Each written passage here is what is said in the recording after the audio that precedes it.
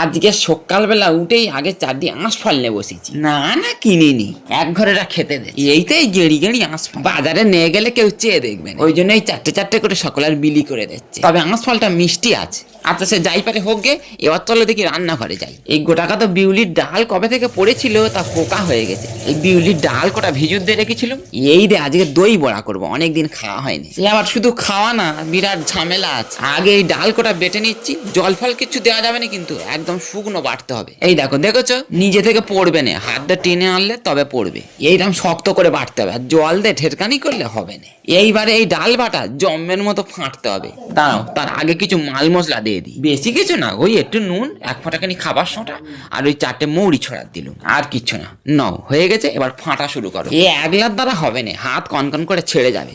ওই জন্য এই বড়দির সঙ্গে করে নিয়ে বসেছি।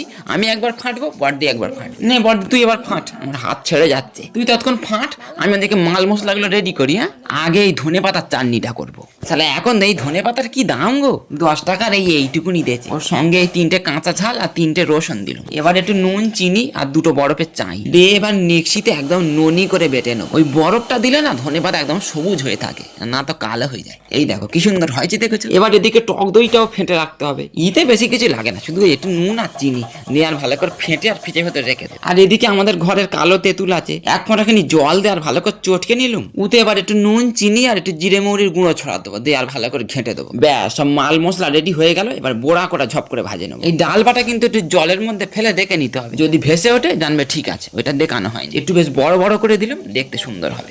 বেশি ভাজতে লাগে না, ওই হালকা হালকা করে ভেজে নেবো, নিয়ে একবার সোজা নুন চিনি জলে ফেলে দেবো। ওই জলের মধ্যে খানিকক্ষণ রেখে দেবে, দেখবে একদম জল টেনে একদম ফুলে উঠেছে। তখন এবার ওই জলে থেকে ছেঁকে ছেঁকে তুলে আর দইয়ের মধ্যে চুবোতে হবে। এবারে এইটাই ঘন্টাখানেক রেখে দিলে না ভালো হয়। আমার সময় নেই, আমি ওই 10 মিনিট মতো রেখেছিলাম। কখন খাবো, এদিকে দেরি হয় না, আবার 1 ঘন্টা নাকি রেখে দেবো।